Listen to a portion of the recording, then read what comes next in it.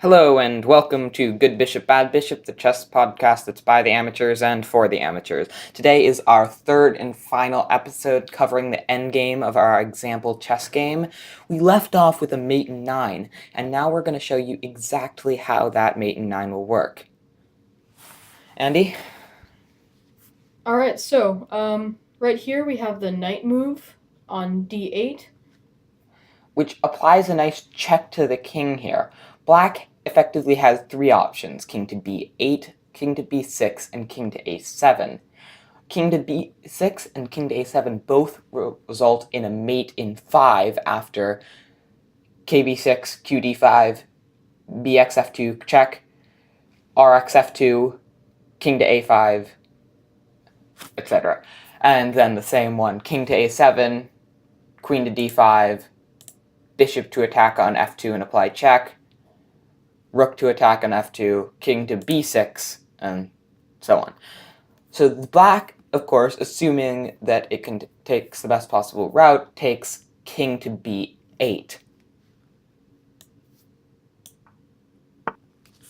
Putting king to b8 is probably the best way to stall the incoming invasion, though as we know, this is going to be a mate, so there's really not a lot black can do about it. White's best option is now to have that rook attack on b2. That move's important because it clears that knight out of the way. What do you think, Andy? Yeah, anything it can do really just to get rid of those extra pieces will help, making it easier for it to later check with less in the way from black. Alright, our next move for black, the best it can do is forestall once again with mate in 8 by playing bishop to b6. So that move looks a little odd. Andy, do you know why this is black's best move? Well, taking a look at the board here,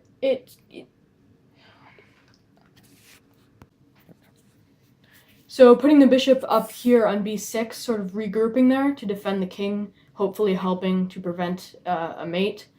Of course, we know, especially from our help with Stockfish, that it is a mate anyway. But this is when you're under attack, it's generally a good idea to reinforce the squares being attacked as much as possible, and that's exactly what this bishop move is doing. All right, our next move is a fairly innocuous a4, bringing that pawn up. But this move is more important than you might think. It's threatening that pawn that is, once again, in the way of this rook that will be crucial to our mate. Moving on with Black moving to c5.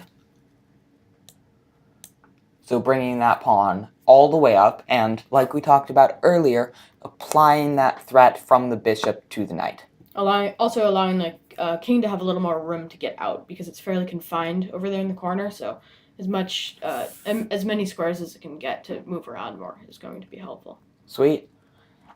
Next move is mate in 6 now is to attack on b5. So that is going to bring that pawn up and attack the pawn in front of the bishop. What we're really doing here is we need one more piece to make a successful mate here, and that rook is the easiest to get out, and so we're just doing everything we can to clear out the pieces that are in the way. Next, black will go for a5, bringing this pawn up and preventing white from getting that pawn out of the way. That pawn is right now, it's blocking that rook from attacking the king, which is, although just pushing the pawn forward might not look like the normal move, this is a really intelligent move by black to postpone the mate, hoping that white might make a blunder along the way. So if that pawn, unless white finds a way to get it out of there, right now is stopping that rook from attacking. White now goes knight to c6. And apply that check. That king isn't out of there yet. So the king is forced to move. Obviously, it goes b7. Threatening the knight, but not really, because it's protected by pawn. So, and we're back to mate in 4, so here, queen to e7, and back plays bishop to c7, That's the reason why. One of the reasons black put the bishop there. Now white playing a simple b6. Applying pressure to that bishop. And black going with a4. Now at mate in 2, nothing can do about it. White is at bishop to attack at c7 and check. Sorry, it's attacking the bishop there instead, rather. Yeah, so the pawn attacks the bishop. King goes a6. And that is a mate in 1 with queen to c8. So that's the end game of our example game. The example game's over, but the podcast isn't. We're going to talk about 2 of the most common ways to end a chess game that's progressed to the end game. The rook roller and the queen and king mate. The queen and king mate is when there's 2 kings and a queen on the board, which, if you don't know, this mate will often just lead to a perpetual check and eventual stalemate. It often arises from the position where you have a few kings and some pawns left after trading off, and one side is ahead by a pawn or 2 and manages to get a queen. So we'll be back in just a moment with our example for that. All right, so set up that board. So here we are back with our example, and this is the king and queen ending. So most likely white has gotten a pawn to the end of the board and promoted it into a queen, and now black is on the run. It's, white has just moved up its pawn and promoted, so it's black's move. Black here kind of wants to get to the middle of the board as soon as possible, though in this position most players would resign. That's not a legal move. Misclicked. It's black would actually probably move somewhere closer to there. So now what the white wants to do is make somewhat non-intuitive move. Often white would do something like moving to here to check the king, but that doesn't actually eventually lead to checkmate. So, Andy, what do we do in this position? How do we not achieve perpetual check? Well, you want to gradually force the king over to a side of the board, and that's the only way you're going to achieve mate with this position, with the queen and with the king. So you need to continue moving the king forward. The white needs to move their king forward, or by just continuing to check the black king with the queen, you're not going to achieve anything. So you want to start moving the king towards the enemy king. The king is in the queen. The king is in fact. You'd think you'd check the king. That's often the goal in chess, but here the answer is actually not to check. You're keeping the queen within a knight's move of the king, where it doesn't check it, but it forces it to move towards one side of the board along a diagonal. It doesn't check the king, but because a player has to move every turn in chess, the player has to move. We can't move here. That puts it in check. Can't move here. Can't move here, here, here. So you kind of have 3 options, here, here, here. You kind of want to try to flee as much towards the center of the board as you can with black in this scenario. But you have options kind of like this. You have an option like this, which isn't as good. So really, you're moving here. What it now responds here, and what you're trying to do is you just kind of get black slowly to that corner of the board that you're looking for. And then keeping it right within a knight's move to that king is right on that side of the board. So moving like this, move like this, here.